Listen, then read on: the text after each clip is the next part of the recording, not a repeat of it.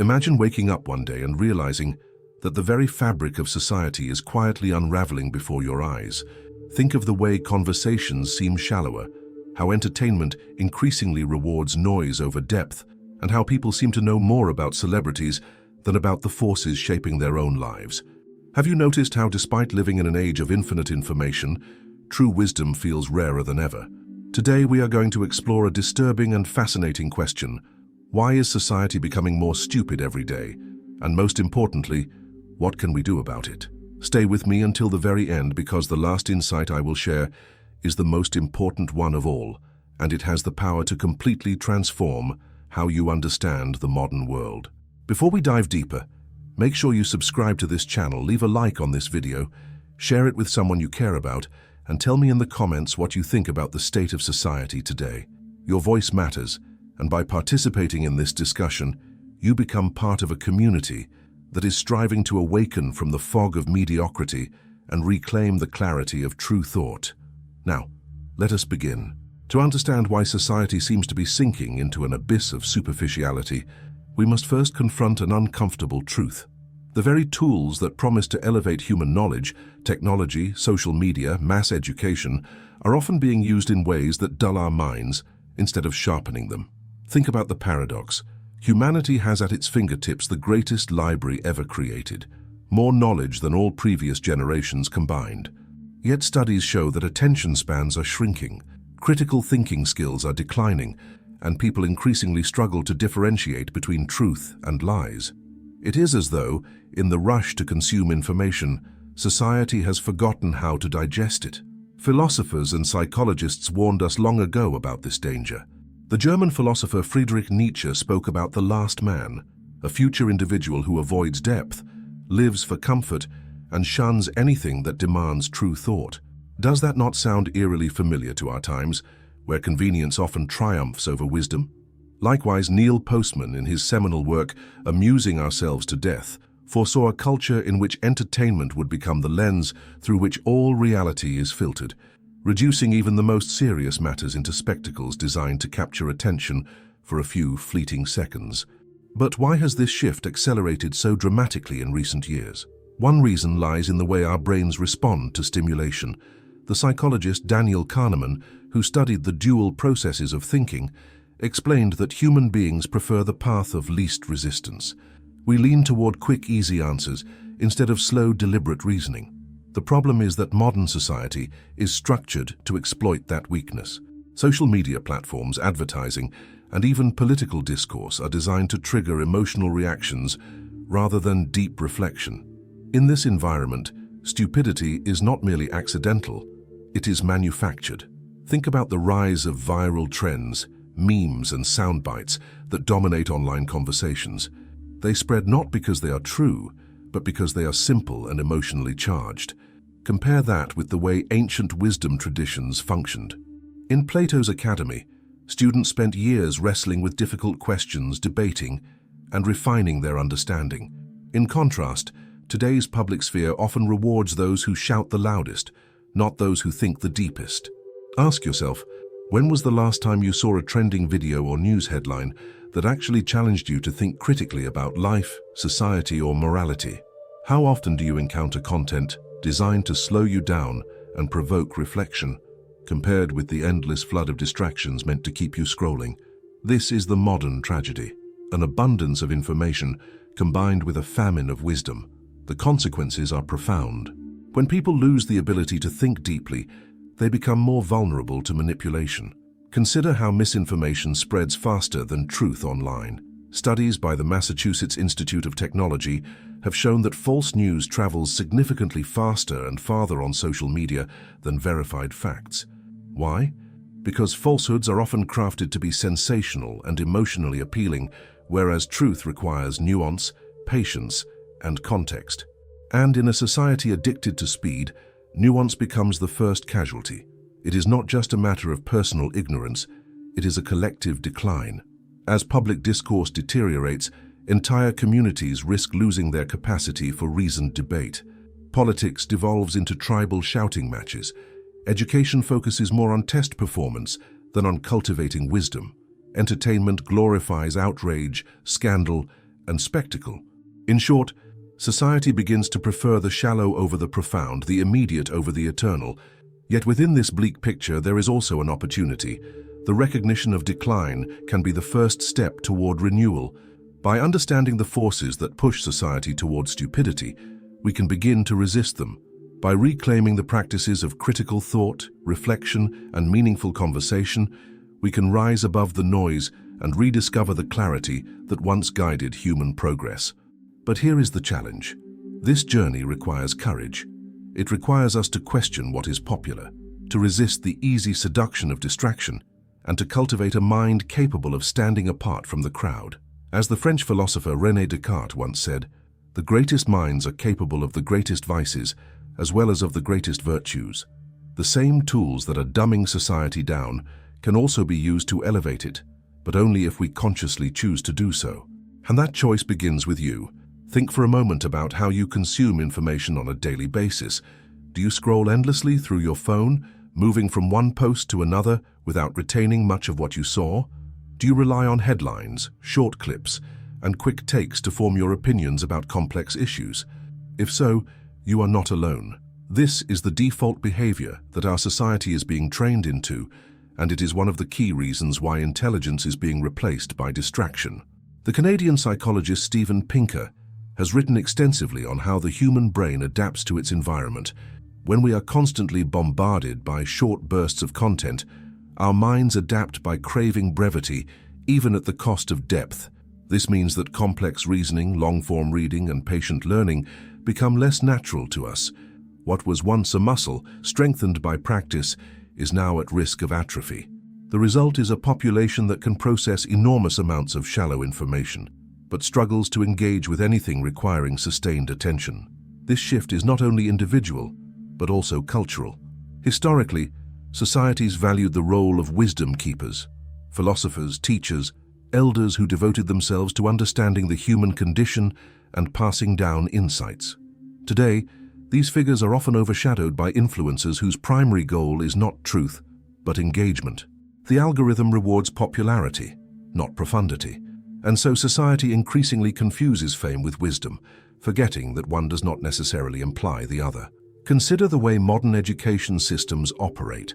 In many countries, schools have shifted toward standardized testing and rote memorization, leaving little room for critical thinking or creativity. The philosopher John Dewey once said, "Education is not preparation for life. Education is life itself." Yet modern schooling often reduces learning to a series of checkboxes, training students not to think for themselves, but to perform on exams. This has serious consequences for how entire generations approach problem-solving and independent thought. When people are conditioned to look for quick answers, they become less tolerant of ambiguity. Yet ambiguity is the birthplace of wisdom. The psychologist Carl Jung emphasized that true growth comes from confronting the contradictions within ourselves, embracing the shadow, and navigating the tension between opposites. But in a culture addicted to simplicity, there is little patience for such depth. We prefer certainty, even if it is false, to complexity that demands effort. This addiction to certainty has been weaponized. Politicians, advertisers, and media corporations all understand that the average person is more likely to be swayed by confident, simple statements than by careful, nuanced arguments. And so society is flooded with slogans instead of ideas, with sound bites instead of philosophies. The result is not just a dumbing down of discourse, but an erosion of democracy itself, because a population that cannot think critically is easily manipulated. Let us reflect on this. How many times have you seen people argue passionately online about topics they clearly do not understand? How often do we see comments filled with anger and certainty, but lacking evidence or reflection? This is what happens when society rewards confidence more than competence. The illusion of knowledge, as Stephen Hawking warned, becomes more dangerous than ignorance itself. But perhaps the most alarming aspect of this decline is the loss of memory. In the past, cultures preserved their wisdom through stories, traditions, and texts that spanned centuries. Today, digital media floods us with new content every second, but much of it vanishes just as quickly. What was trending yesterday is forgotten tomorrow. The Spanish philosopher George Santayana once wrote, "Those who cannot remember the past are condemned to repeat it." In a society addicted to the new, the past becomes irrelevant, and lessons that could guide us are lost in the noise of constant novelty. Yet amidst this crisis, we must not lose sight of possibility. If stupidity is spreading through habits of distraction and superficiality, then intelligence can be cultivated through habits of reflection and depth. We can choose to consume content that challenges us rather than numbs us. We can practice the art of slow reading, of deep listening, of meaningful dialogue. These are not merely personal choices, they are acts of resistance against a culture that profits from our passivity. One simple but powerful practice is to reclaim silence. The Danish philosopher Søren Kierkegaard warned that busyness and noise prevent us from truly knowing ourselves. In today's world, silence is almost revolutionary. In the quiet, we can reflect, analyze, and reconnect with our deeper selves. By embracing moments of stillness, we resist the constant pressure to react, and we rediscover the capacity to think. Another practice is to question relentlessly. Socrates, the father of Western philosophy, built his entire method on asking questions rather than offering answers.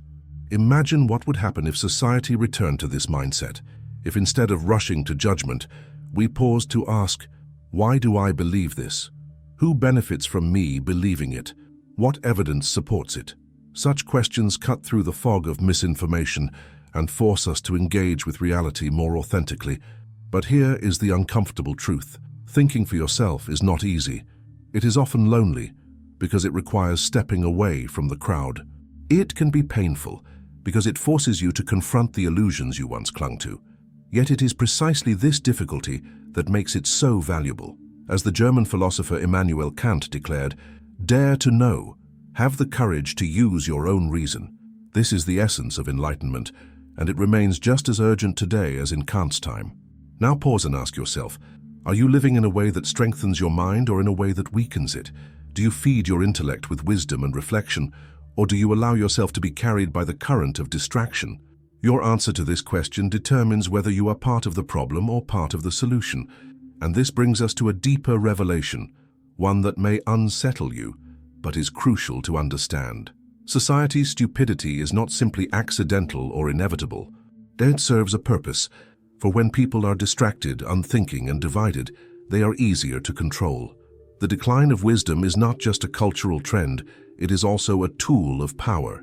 If the decline of intelligence is not only accidental, but also convenient to those in power, then we must ask, who benefits from a society that is distracted, misinformed, and intellectually weakened? The answer, though uncomfortable, is clear. Political leaders, corporations, and media conglomerates all have something to gain from a population that does not think deeply. A society addicted to entertainment and noise is less likely to question authority, less likely to challenge injustice, and less likely to demand change. Think about it. When people spend hours every day immersed in trivial distractions, their energy for serious reflection diminishes. When debates are reduced to shouting matches, real dialogue vanishes. When citizens are more invested in the lives of celebrities than in their own civic responsibilities, democracy itself begins to wither. The Roman poet Juvenal described this long ago with the phrase bread and circuses. Leaders kept the population pacified by giving them food and entertainment, distracting them from corruption and decay. Does this not sound strikingly similar to the world we inhabit today, where endless streams of content keep us docile while deeper crises unfold in the background?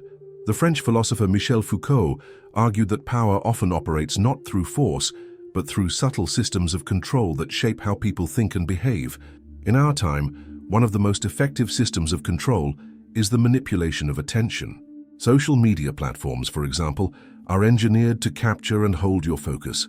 Every notification, every like, every endless scroll is designed to hijack your brain's reward system. And the more distracted we become, the less capable we are of critical thought. But let us go even further.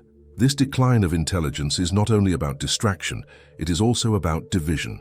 When people are divided against one another, they cannot unite against the forces that exploit them.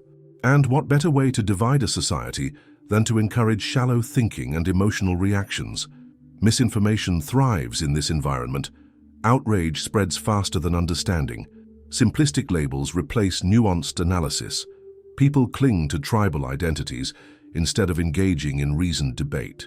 The American historian Christopher Lasch observed that modern culture often promotes narcissism, a fixation on the self, on appearances, on instant gratification.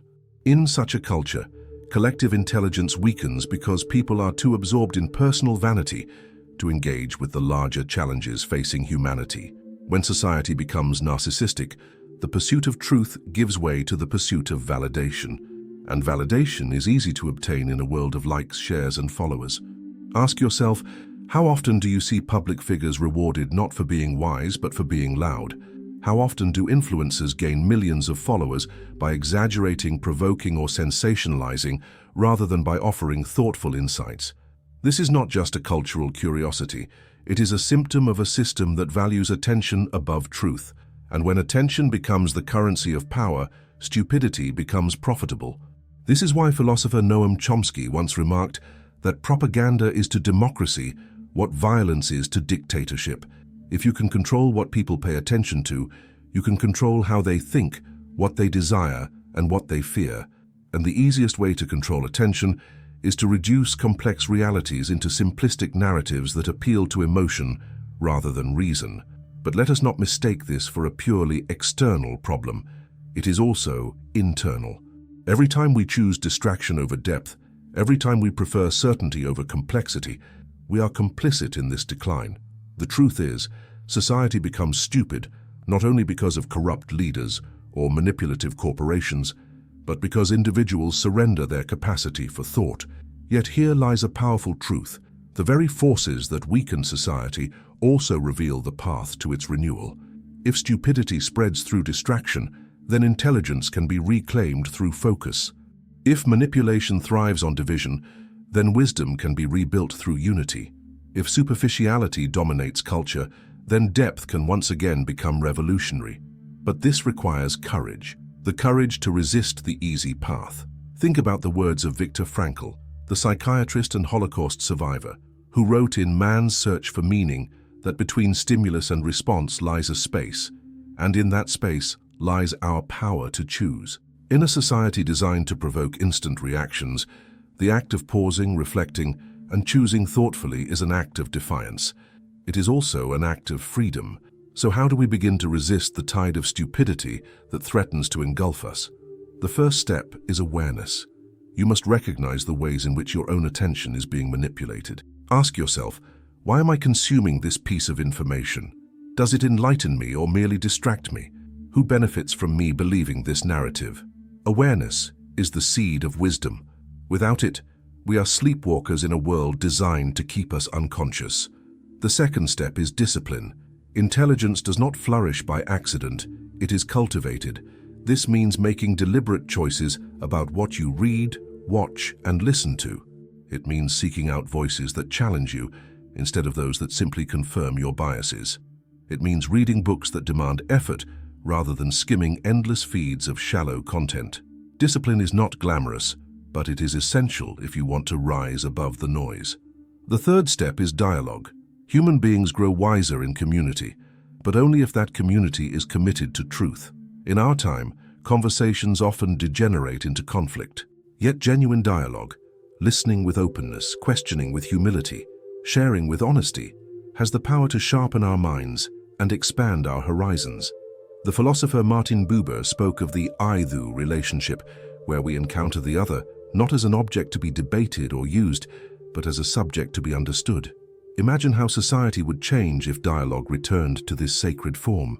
At this point, you might be wondering, is it even possible to reverse the decline? Or is society doomed to sink further into stupidity with each passing generation? These are valid questions, and they deserve serious reflection. History shows us that cultures rise and fall, that wisdom is often lost before it is rediscovered. Yet history also shows us that renewal is always possible. The Renaissance, for example, emerged from the so-called Dark Ages, reviving the wisdom of ancient Greece and Rome, while ushering in new ways of thinking. Could we be standing on the brink of another intellectual awakening? The answer depends not on the powerful, but on us. It depends on individuals who choose depth over distraction, courage over conformity, wisdom over noise. For the decline of intelligence is not inevitable, it is a choice, made collectively, day after day. And just as decline is a choice, so is renewal. Stay with me because in the next part, we will explore the most important insight of all, the one that ties everything together and reveals not only why society is becoming more stupid every day, but how you can stand apart from it, reclaim your mind and live with true wisdom in a world of illusions. We have journeyed through the many reasons why society seems to be becoming more stupid every day. The flood of shallow information, the manipulation of attention, the erosion of education, the triumph of entertainment over wisdom, and the subtle ways in which power benefits from a distracted and divided population. But now we arrive at the most important insight of all, the one that has the power to change how you see yourself and your place in this world. The greatest danger is not that society is getting dumber. The greatest danger is that you might accept it as inevitable. The real tragedy is not the noise outside, but the silence inside, the surrender of your own capacity to think, to question, and to rise above the mediocrity that surrounds you. Throughout history, wisdom has never belonged to the majority. It has always been preserved by the few who dared to live differently. Socrates was condemned to death for challenging the assumptions of his society. Galileo was silenced for revealing truths that threatened authority. Martin Luther King Jr. was persecuted for daring to dream of justice in a world built on division. At every stage of history, the masses preferred comfort over